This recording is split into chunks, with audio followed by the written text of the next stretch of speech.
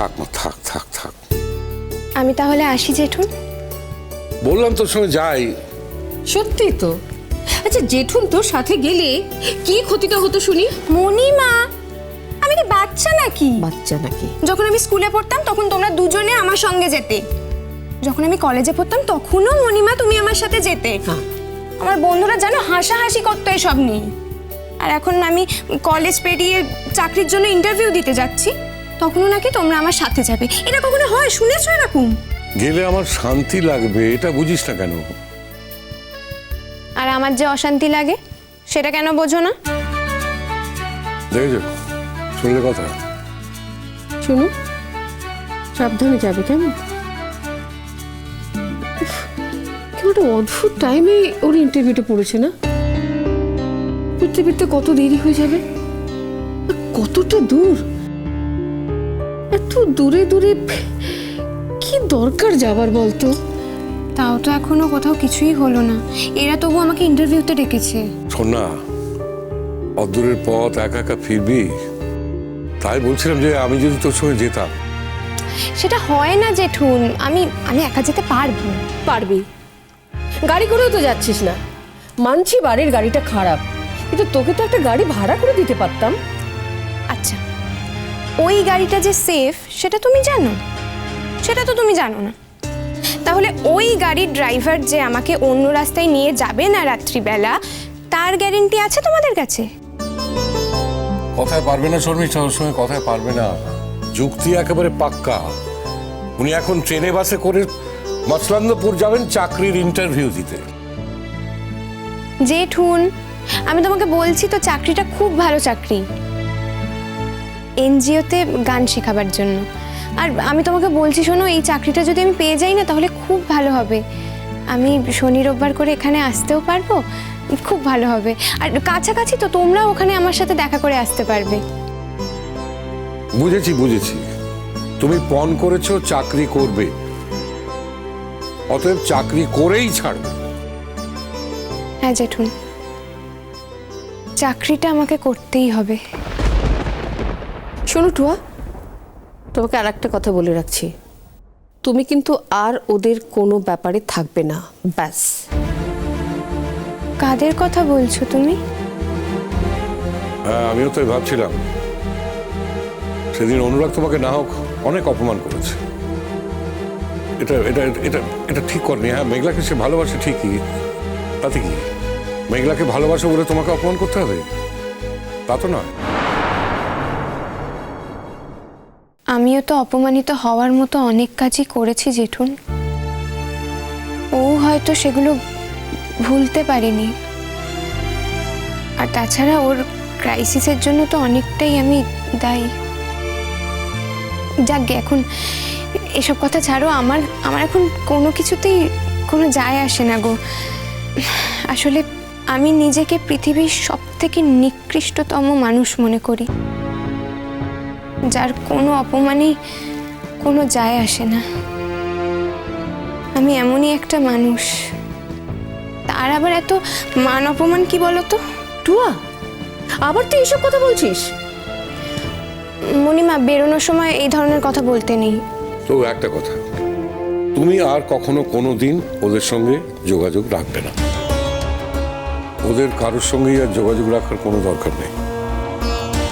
হ্যাঁ, মেঘলা তোমার সঙ্গে ভালো ব্যবহার করেছে ঠিকই, কিন্তু ওর সঙ্গেও আর নাই বা যোগাযোগ রাখলে। আর ওদের বাড়ির কারোর সঙ্গেও আর যোগাযোগ রেখো না। আর ওরা যদি যোগাযোগ করতে চায়, এড়িয়ে যাবে, সেটাই হবে বুদ্ধিমানের কাজ। সেটা কি করে হয় বলো তো জেঠুন?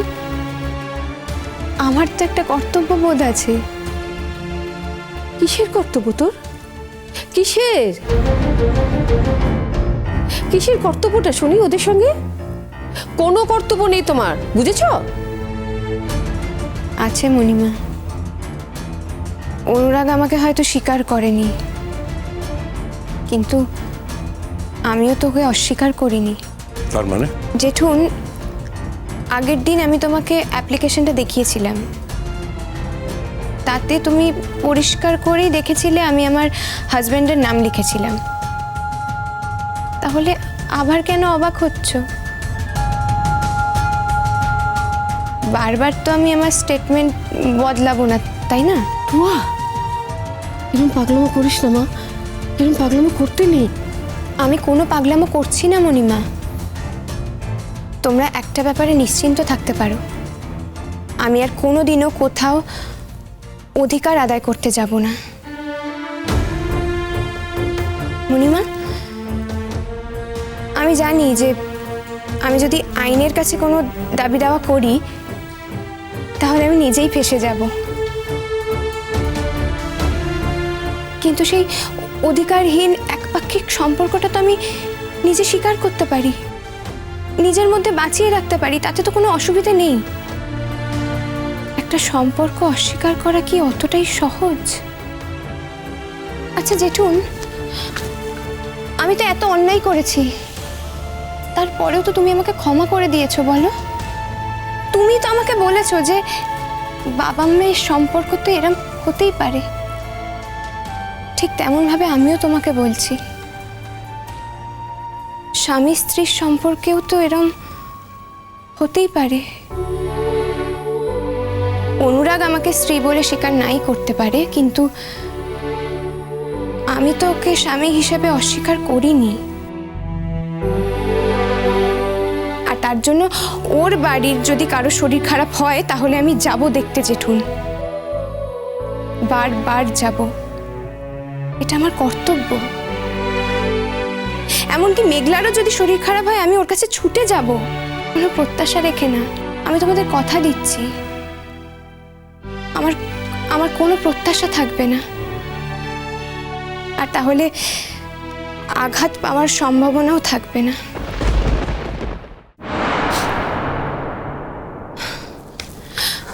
জেঠুন, কান্নাকাটি কেন করছো? কেন তো জীবনটা এরকম হয়ে গেল না? আমার সুন্দর ফুলের মতো মেয়েটা কেন তুই নিজের হাতে সব তছনছ করে দিলি? কোথায় আমি তছনছ করলাম? বরং এই সম্পর্কটাকে জড়িয়ে আমি শান্ত হয়ে আছি, এটাকে কি তছনছ করা বলে? এইভাবে তুই আমাদের শাস্তি দিবি? বিয়ে থা কিচ্ছু করবি না? মণিমা, তোমাকে যদি বয়সকালে কেউ বলে যে আরেকটা বিয়ে করতে, তুমি কি সেটা পারবে? টুয়া, জেঠুনকে ছেড়ে তুমি অন্য কাউকে বিয়ে করতে পারতে না মণিমা। তোমাকে যদি সেই কথাটা কেউ বলতো তাহলে তুমি অপমানিত বোধ করতে, তোমার খারাপ লাগতো, উল্টে তুমি যে বলেছে তাকে অপমান করতে। তুমি একটু ভাবো না মণিমা, তুমি যে আমাকে এই কথাগুলো বললে আমার খারাপ লাগলো না? আমাকে অপমান করা হলো না? আজ যদি তুমি আমার মণিমা না হতে তাহলে হয়তো আমি এই অপমানের উত্তরটা তোমায় দিতে পারতাম,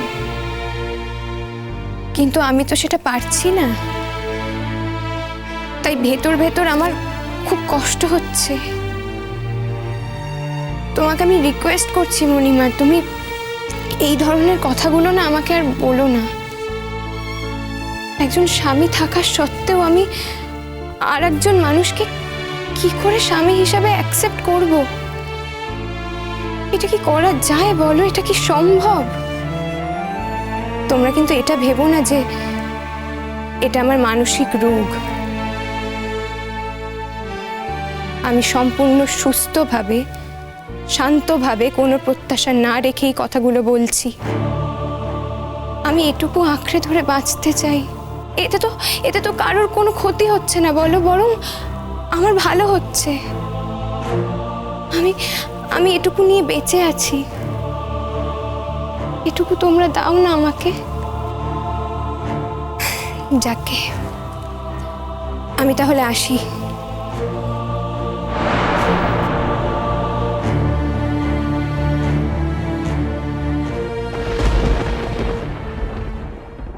ছেলে মেয়েরা যা পারে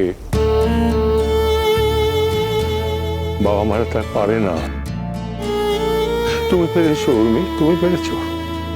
যখন বাইরে তোমার সঙ্গে দেখা হয়েছে, রাস্তাঘাটে দোকানে যখন মুখ ফিরিয়ে চলে গেছে, তুমি তুমি ফিরে এসে কান্নাকাটি করনি। তুমি খাবার টেবিল থেকে উঠে চলে যাওনি। নিজে যেটা পারো না কি করে ভাবো যেটা অন্য সেটা করে ফেলবে। নদী